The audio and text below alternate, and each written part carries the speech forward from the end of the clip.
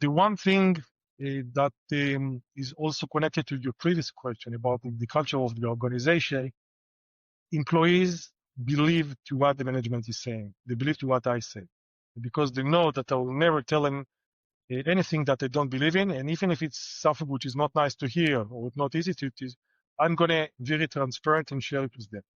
So they feel that they know what's going on. They feel that they're part of the organization. They feel that it belongs to them. I think that that's the essence. We want to make sure that we belong to something, to trust it, and to be ourselves. It's a very, very safe place to be for the employees. I have, I'm blessed to have a dominant power, quite a lot of female managers or women managers in our company. And I always tell them, none of you is here because you are women or anything else. You are here because you are excellent managers. So they know. And the one thing that I always ask from top management to be yourself, because you are just in your best when you are yourself. So don't hide behind anything. Just be yourself and find the right way to do it. And people feel very comfortable to work with the company because they can be themselves. And as I'll tell all the guys, nobody in the world is better in being yourself than you. So please be in your best and try to make things happen. And they appreciate that.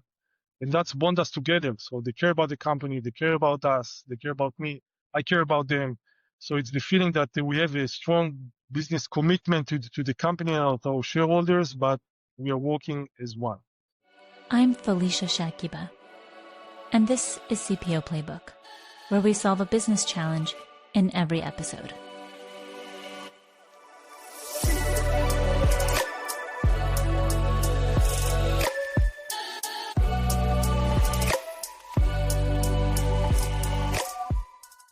Guiding an organization through massive transformation, particularly in this era of AI, is no easy feat. Transformation seems to be at every corner. Our guest, Yaky Yanay, is the CEO and president of Pluri, a company that has reinvented itself from pharmaceuticals to a cutting-edge cell expansion technology platform. Along the way, Yaky has led through crisis, reshaped business models, and built a culture so strong that Pluri has been recognized as one of the Israel's top 50 companies to work for 7 years running. We'll talk about culture, trust, resistance to change, and what it takes to rally people around a bold new vision. Yaky, welcome to the show. Thank you very much, Felicia. It's a pleasure. Thank you for having me. We're excited to have you. I know that you have said that you underestimated the importance of culture until major crises forced you to see it differently. Can you share that turning point when culture went from nice to have to absolutely central for you as a CEO? Well, that's I kind of remember it as if it was this morning. I always valued culture, and we built Pluri as a company that allow our employees, I believe, to be in their best. But as you said, it was something that we are doing. We are doing culture like most of the companies and the culture organization, which was strong. The day that I understood that this is probably the most powerful tool that I have in my bag as the CEO, it was during COVID. It was during COVID. It was a rough time. If you remember, it looks like a different world or a different age, but it was only 5 years ago. During COVID, part of it being massive layoff through Israel, and I think globally. People just lost their jobs because company couldn't operate. And very early in the process, I took the management team and we told them we're not going to fire anyone, but we need to protect the company. So we're going to do some serious cutoff to our salaries, starting with me. So I'm going to take 50% off my salary, and you, like the VPs, need to take 30% off, and the lower management will do 25% off. And while we're going to protect the employees that are making relatively less amount of money. It was a rough thing. People were very worried. People were nervous. Nobody knew what's going to happen around the corner. And the decision, first of all, that we're not going to lay out anyone, but we still maintain our cash flow was something quite interesting. And the day was one of the management meetings. We have weekly management meetings that we are, following certain. And one of the employees stepped in and told me, Yaky, can you bring the management team down? And we want to show you something. And we actually stepped down all in the management team, and all the 120 employees of the company just been there cheering to us, like clapping their hands. And they gave all of us like a beautiful note and to say their appreciation that from one hand we're able to protect the company while maintaining our KPIs and OKR. And from that moment, that was one of the biggest success, and we had some great opportunities during COVID that the company skyrocketed during COVID.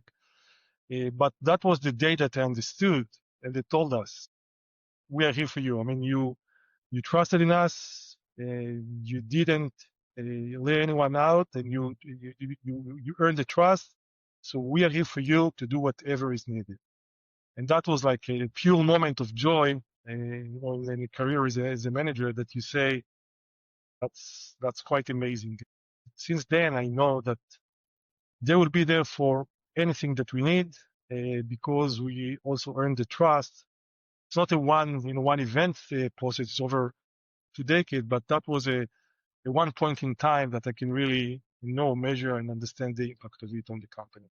It's such a bold choice.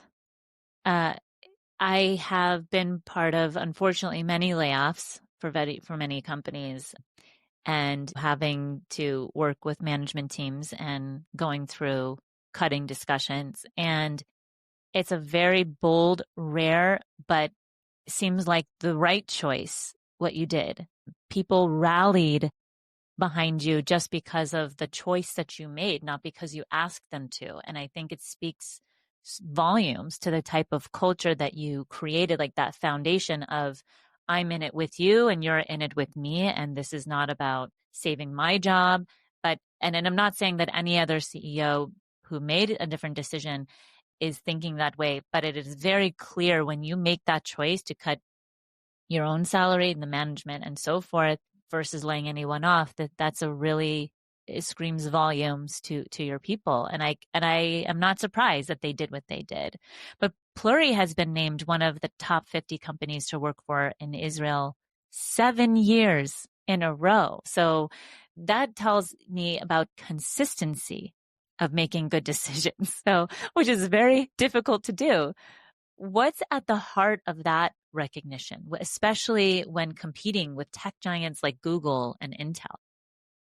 Well, you should see our facility. We are surrounded by all these giants. And we have like Google and Intel and Apple and Elbit, and all the big names that you can think of are actually in our same industrial park. Uh, I believe it's the combination that, from one hand, it's very clear the vision of this company and what we like to achieve. And for me, as a manager and my management team, we are very transparent about what's going on, so the employees truly feel is part of the company. And one of the things that I insist that every employee, after 3 months of employment, they're going to be part of the ESOP plan. So all of them are actually shareholders. And one of the things that the way that I speak with the employees and also ask my management to do it as well, speak with the employees as partners, not only as employees. They are part of the company. They own the company. They hold the stock. So that's their company. And that's something that they need to understand on the decision making. That's your company. Make it work. And it's not that you're getting the salary and that's it. So you need to act that way, but also to provide the means, like make sure that all of them will own part of the company. That's something that we do. I'm very blessed with extremely talented management team and HR team that, of course, we work across entire year with the employees and making sure that we are able to make them at their best, professionally wise, but also on the personal level. But the one thing that is also connected to your previous question about the culture of the organization, employees believe to what the management is saying. They believe to what I say, because they know that I will never tell them anything that they don't believe in. And even if it's something which is not nice to hear or not easy to, I'm going to be very transparent and share it with them.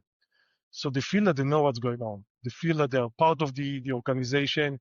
They feel that it belongs to them. I think that that's the essence. We want to make sure that we belong to something, to trust it, and to be ourselves. Pluri is a very, very safe place to be for the employees. And I have, I'm blessed to have a dominant power, quite a lot of female managers or women managers in our company. And I always tell them, none of you is here because you are women or anything else. We are here because you are excellent managers. So they know. And the one thing that I always ask from top management to the be yourself, because you are just in your best when you are yourself. So don't hide behind anything. Just be yourself and find the right way to do it. And people feel very comfortable to work with the company because they can be themselves. And as I'll tell all the guys, nobody in the world is better in being yourself than you. So please be in your best and try to make things happen. And they appreciate that. And that's bond us together. So they care about the company, they care about us, they care about me, I care about them. So it's the feeling that we have a strong business commitment to the company and our shareholders, but we are working as one. And that's something which is the culture organization. It's about earning the trust of the employees. Not Ugh, easy. Any small things.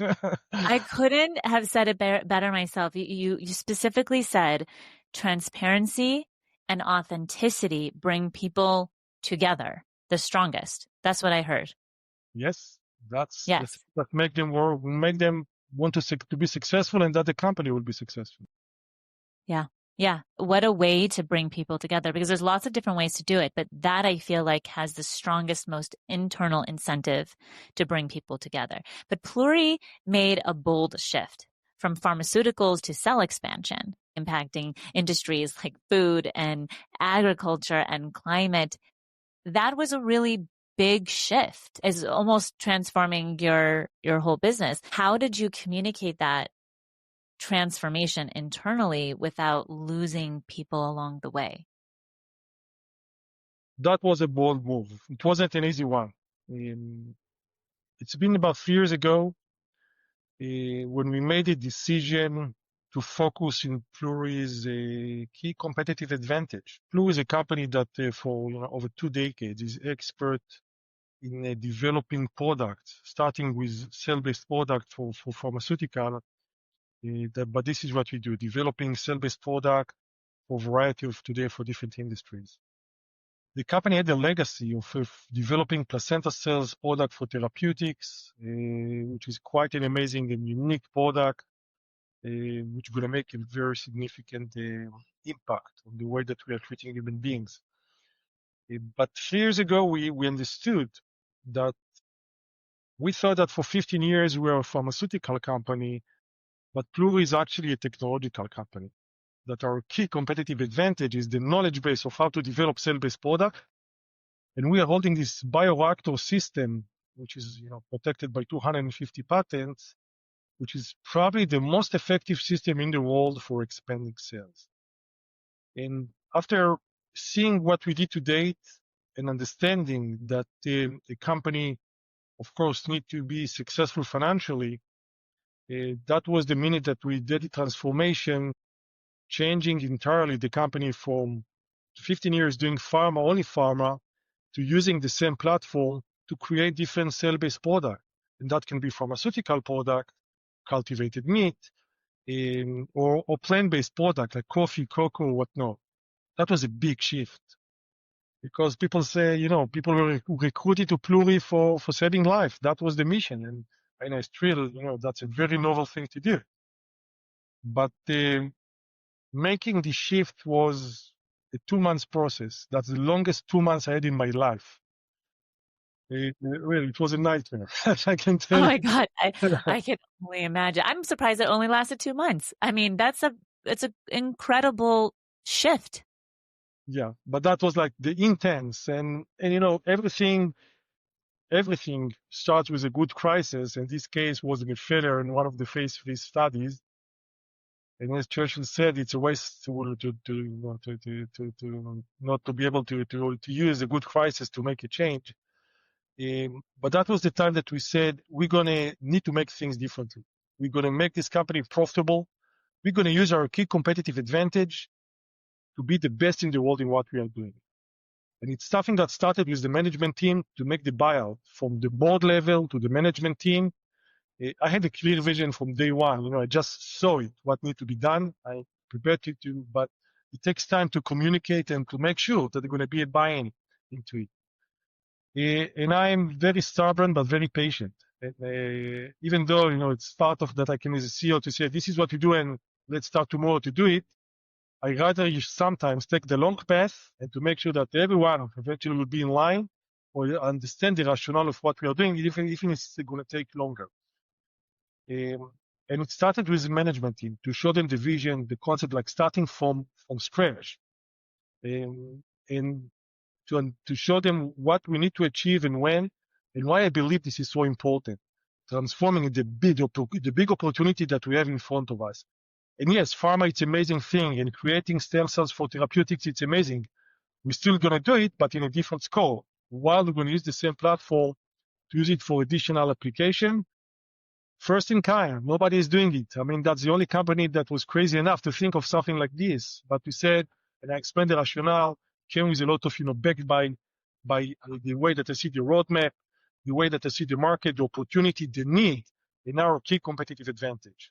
And I was keep asking my management team, what is the one thing that we can be the best in the world? Not second, not third. I want to be the best in the world. Show me the one thing that we can do. And eventually, through this process, we came to the conclusion that this is what we are the best in the world. We are the best cell-based technology platform in the world. We can create different cells. It can be human cells, animal cells, plant-based. This is what we know to do. We can create a product and to provide the technology to do it on a very large scale. And when you start to imagine and to see how it's going to look in the future, people start to realize that. Not easy at all, but so it was very intensive 2 months, and probably took a year until it was fully incorporated to the new DNA of the company. This is also the time when I made the change in the name of the company from Pluri to Pluri. Just scrap 4 letters, but it was a big difference. This is the change that we did. Non-traditional, but we're not traditional guys, so I don't care. As long as it makes sense and the business is going to be there, and I can convince that can be the best company in the world in what we are doing, I love it, and we're going to pursue it. We'll be right back.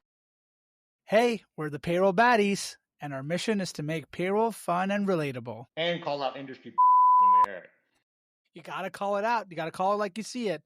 But we also got to shine a light on all those unsung payroll heroes out there, making sure we get paid. Yeah, those are the real payroll baddies out there, and we love sharing their stories and showing them love. With gold chain and everything, baby. By the way, SAP is the best payroll out there, and if you don't like it, get out.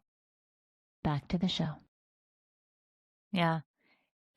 The resistance was obviously there. I mean, that was the biggest challenge for you to transform, for those employees who had joined to save lives, like you mentioned, through Pharma. How did you help them particularly reframe their sense of purpose within this new vision? Yeah, that was probably the most difficult thing to do. When people say, I was recruited for doing only pharma, so why do you think that making coffee in a bioreactor is a mission that I should do? And it started from all levels.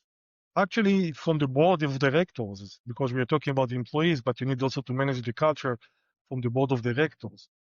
Yes, I agree with that, by the way, as a good statement. Yeah, I mean, absolutely. Go on. So I did quite an interesting outing to this concept on the first board meeting, and basically telling them, guys, for 15 years, we thought that we are a pharmaceutical company, but we are actually a technological company. And they were looking at me and said, what do you mean? And I started to show them like the assets that we have in the company. And these are the assets that we have. These are our assets which are more relevant for technological company, not necessarily pharmaceutical company. And this is our key competitive advantage, getting them to the SWOT of the company, getting them to the vision and what the way I see it. And that was brutal. So first of all, making sure that I'm going to have the consent from the board to push it forward. But for me, even more importantly, was the management team. This is like the heart of the company. And if I'm able to convince my management team, they will convince all my employees. It was important for me to convince them, not to instruct them, to show them what I see.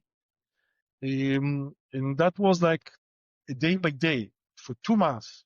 I literally stopped all the activity of the company, all the activity. We told the employees, things that need to be done, but that was the only thing that the management team was doing for 2 months.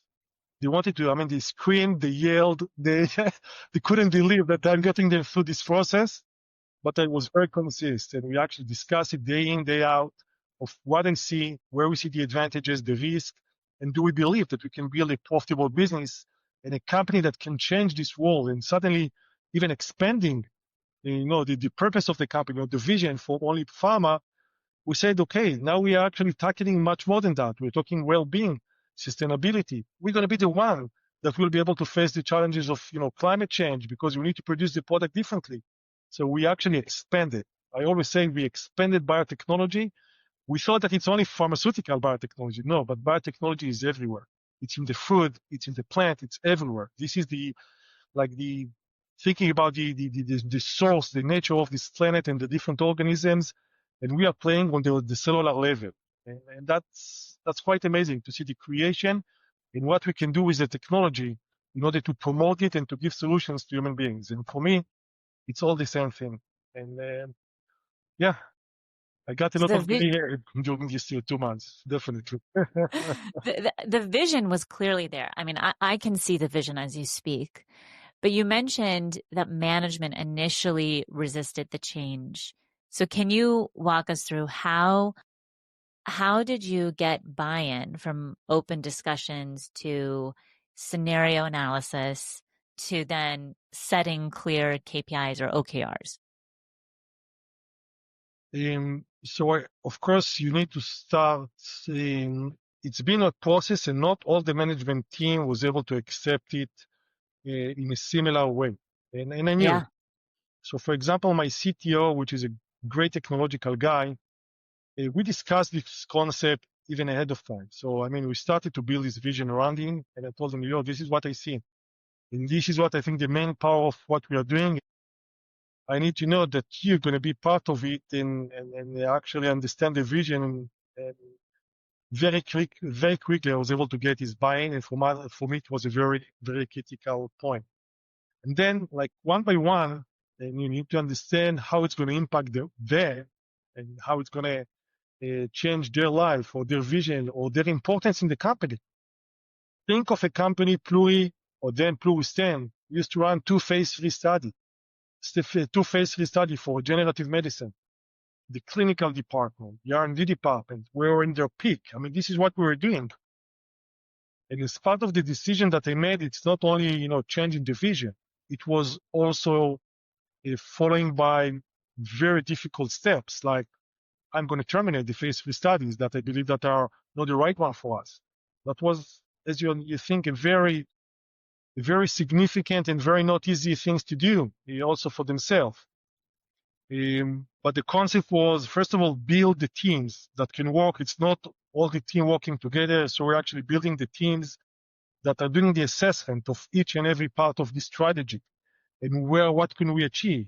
And when I'm saying cell-based technology platform, okay, what the hell does it mean? What I'm going to do with that? It's a nice phrasing, but what we're going to sell tomorrow. So identifying the industries, doing the analysis, like bringing our analysts to come with real figures, real numbers. What is the potential? Where is the competition? Building the strategy itself, like looking the long-term vision and strategy of the company, how it's going to be defined and what will be the business model that we're going to operate. So we had a lot of like small teams working together that every few hours came together and presented the work. We call it the Phoenix project. That was the name of the project. Like Phoenix, I told them we need to burn Pluri Stem and to get birth again to Pluri. it's a really unique experience. I mean, that's, for me, it was the most amazing things that I did in my life as a manager. Very rough. You learn a lot about yourself, about your team, about what is important to you and to the company. It was quite an amazing experience. It sounds like the transformation was also about like loss, a feeling of we've lost momentum on the original vision, or we've lost the work that we've been doing. It sounds like that was the one of the main struggles, was getting comfortable with the feeling of loss in order to make room for the new vision to thrive. Yeah, that's the time that you need to be very authentic, because I lost as well. I mean, for me, I love, don't get me wrong, I love the pharmaceutical application and using sales. We are doing it, but we are doing it in different way, which is more appropriate to the size and capabilities of the company. So we said we're going to focus on the initial steps. We're going to do like the early studies, phase 1, a preclinical phase 1. We're going to take it to partnerships. We're going to focus in our key competitive advantage. Again, the knowledge base and the technology that can do it on scale. And you need to be very, to be very clear. Why do you think that it makes sense business-wise and to the company? But you agree, and you need not to ignore the loss, is actually to be able to openly discuss it. Because people were, they invested a lot of time, effort, and resources. We invested resources into it, but to show them how it's going to look in the new, like the new Pluri that was burned from the ashes now. And that's not something that happened overnight. I mean, I told you it's intensive 2 months, but it took about a year to be able to digest it. Not everyone was able to do it, but gladly, all the key guys, and I was able to keep over 90% of the people that I wanted to keep, which was, for me, a big success. Yeah. And I mean, I think that's natural. People who are not aligned, they should leave, not because it's a bad thing, but they should go do the things and participate in activities that they feel fully aligned with. And that's great for them. And that's great for the organization. Was there a moment of breakthrough where you felt the organization finally turned the corner and embraced this new direction? Yeah. So, as I always say, for every great strategy, you need a little bit of a luck to make sure it's going to be successful. So as good as your Right. Yeah. strategy. I'll agree to that. Yeah. Yeah. So in that case, people believe in action and people believe in what they see. It's not only about, talking and presenting great slides and great vision. People want to see the things in their own eyes. And I call it luck, but it's coming with a lot of hard work, of course. But very quickly, after we came with this strategy, basically presenting the different verticals that we would like to operate with this technology, we were able to come with the first partnership, which was very meaningful. And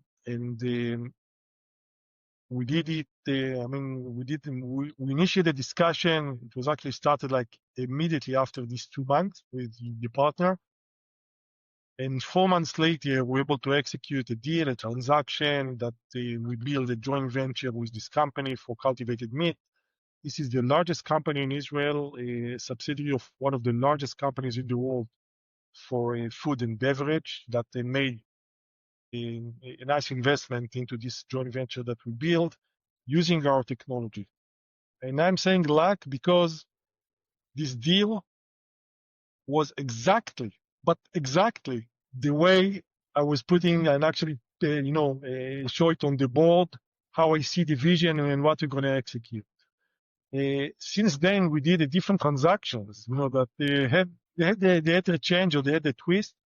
But this first deal was 100% for what I showed them that I believe that we can do. What is the kind of partner that we are tackling? How I believe a deal should look like. And luckily, we were able to execute it faster than we expected. So when people see the concept, the vision and idea, seeing the execution very close to when it happened, they say, okay, now I get it. So it's not only on the board that we are painting in PowerPoints. I know how it's impacting me now. And that was a big moment of that. I believe that the strategy in me earned the full confidence of the entire organization that showed them that it can happen. And since then, thanks God, we're able to do a series of transactions that showing that it works. And when you bring like the best companies in the world to work with you, starting, from the U.S. military to Nuva or to Brightfoot and to Cargill and to like leading ICL, like tier-A companies in their field, and saying, hey, we like what you're doing, and we know that your technology is great, and your model, when you are focusing in the technology and manufacturing and allow us to do the marketing, is perfect for us. So this is how you gradually buy the confidence. And I believe today that the employees of Pluri believe that we are building the largest platform in the world for cell-based technologies. And they know, for them, it's the same thing, expanding synthesis for therapeutics or doing coffee. They got it. I mean, it takes time to get it, but, leading by example, it's also showing that your vision works and you can translate it to business models and not only in theory. Okay, so you've created this new vision. You've gotten your people on board. You've convinced and influenced management. You're reshaping culture. You've lost a few people, rightfully so, right? Which will happen. You've applied cell expansion technology beyond healthcare into areas like cultivating meat, coffee, cacao. How do you think about expanding this vision, but without diluting the focus? That was the thing that make me most worried about our strategy, which I spend a lot of time to shape it because I believe in extreme focus. This is something that needs to be done in order to be successful. I mean, this world is demanding. You need to be a real pro in your field to be successful. But then you understand that the one thing that Pluri is doing, we're not a coffee company, we're not a meat company, we're even not a pharmaceutical company. The one thing that we are doing is we're a cell-based technology platform. We are the enabling company that brings the technology that can do it. And for every activity that you mentioned, I'm building a separate entity. So we have Ever After Foods, which are doing cultivated meat.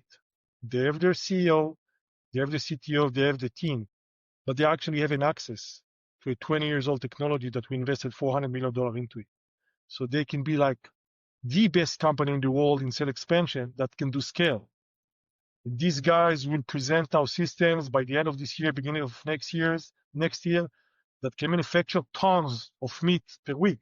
Nobody in the world can do it. And when I decided that to do the coffee, because I got a call from one of the biggest companies in the world showing me the coffee crisis and what's going on now. I didn't know that we are losing production on coffee. And I'm a big coffee lover. Oh no, what would the world do without coffee? According to the official numbers, we're going to lose 50% of the production in 20 years. Wow. Well, that's not good. Someone needs to save the day. Well, yes. Are you here to save the day? We all need coffee. we showed the I'm a big tea drinker, but I'll go with many people that I know that need coffee. It's the second largest commodity in the world, so we are tackling here a big opportunity that strategics tells us we need to find a solution. Changing climate is real, and we're losing production, and we need to find new ways to do it. And by the way, it's need to be coffee. We don't want to have any other, things that looks like coffee or taste like coffee. We want real coffee. And that's part of the strength of Pluri today. We can take, a sample of coffee plant. We can put them in our systems. We did it already. We know that it works. We can expand it. And I show them from the one system that we have, like our industrial scale system, we produce per year the amount of coffee that is equivalent to 500,000 coffee plants. That's a lot. Wow. And we work with the farmers. Because I said Pluri is a company that invests in the culture. I love culture. I like the culture of coffee. I like the farmers. I smell the soil and, I want to cry. I love it. So we work with these guys, and we actually enabling our technology to the farmers to work together with them to make sure that we are building something together. But Coffee Sci has its own CEO, and they're building the team. So for every activity, the same thing for Kokomodo, the cultivated cacao. We have someone that leads this initiative, and that's her own company. This is the company that she cares about, but being also part of the family. So Pluri is like the big platform, the mothership. Our strategy as Pluri Corporate is to continue to develop this platform to make it the best in the world. But the other subsidiaries or the companies that they have, their vision is to bring the best solution in the world to create cultivated coffee, meat, or cocoa, and they have the dedicated team that doing, but relying on the mothership that provides the technology, the scale, the 250 patents, everything that we have. So that's the uniqueness of this model. From one hand, focus on Pluri parent company, focus on the corporate strategy and the core technology, and the satellites have their own activity that they have an extreme focus on that end. And that brings, of course, it's also a new model of creating a group of companies within Pluri. It's quite amazing, I can tell you. That brings, of course, different challenges, different tasks, but I love it. I mean, we are in a flexible world. We need to come with new models. It's not the models that have been here for 200 years. We'll be right back. Back to the show. It sounds like an amazing adventure that you're on. That you've been on, and what I've heard from you leading up to this point, I feel like there's so much more adventure just waiting for you and your team that I could only imagine how far you guys will go. The last question I have is really for leaders who are listening, who are about to embark on a transformation of their own, be it AI or change in product or whatever it is. What is your one piece of advice for guiding people through uncertainty and resistance? Well, on one end, it's a very complicated answer or complicated question to answer. But on the other end, it's simple. Eventually, I think as leaders, as the CEOs, you need to have this understanding and knowledge that you believe in what you are doing and to know what you want to achieve. And once you are, rock solid and you believe that this is where you need to take the organization, don't allow, the people that are, because everybody's going to tell you that you're wrong. The last 3 years, I heard it 1,000 times. I listen to that. I listen to these voices.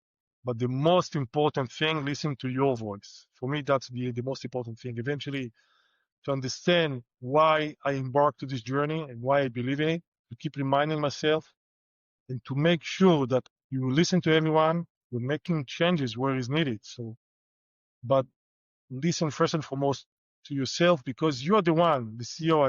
And I had the luxury to be with the company for a while doing the change, because I think that good CEOs are the one that knows their company the best, and they know that it's not only about knowing, it's about feeling the employees, feeling the rooms, feeling the technology. You know how it's going to look like.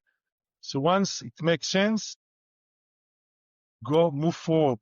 Be precise, be clear, be authentic, be transparent, but don't make people get you out of your way. It's never an easy journey. We were sentenced to live life of of endless endless efforts to make our vision to become a reality. But stick with it. Challenge yourself. Listen to what you hear, but make sure that you listen to yourself, not only to the people outside of the room. For me, that was the most important thing that balanced me back every time that I did it. It's I know that a bunch of the CEOs are making today changes and shifts, And that's a good thing. I mean, we are living in a flexible new world. Things need to be changed. And we need to be innovative. We need to think. We need to be creative. We need to change things the way that we are doing. I hope that I'm building the largest ecosystem in the world for cell-based products. I'm building my own universe with many companies. And I'm sure that many CEOs are doing as great work as we do. And so that's the fun part of it, the creation. Thank you so much for being on this show. This has been one of my favorite episodes to record because I have seen CEOs in and out. I've seen the things that they do successfully. I've seen the things that, and I understand why they get in so much trouble. And if I had $1 million to invest, I would put it into Pluri. I would, because I just, and it doesn't matter. It doesn't matter what you're doing. I mean, what you're doing is fantastic and amazing, but it's about the team and the management team and the way that you make decisions is really what makes companies thrive, and you're just on your way. So thank you very much, Felicia. Yeah. From this podcast and the call that we have, I'm sure that you're going to make much more than $1 million in your career because you're doing something great. So I'm going to hold you for your. Yeah. Okay. So we're going to keep tabs on each other, right? Is that what we're here? Thank you. Thank you for what you said. Yeah. We appreciate it. Our pleasure to have you. Thank you. Thank you very much. If today's episode captured your interest, please consider sharing it with a friend and leaving a review. To learn more about how CPO Playbook can support you or a leader you know with executive coaching or organizational transformation, visit us at cpoplaybook.com. Your support as a subscriber means the world to us, so thank you for tuning in. I'm Felicia Shakiba. Let's connect on LinkedIn.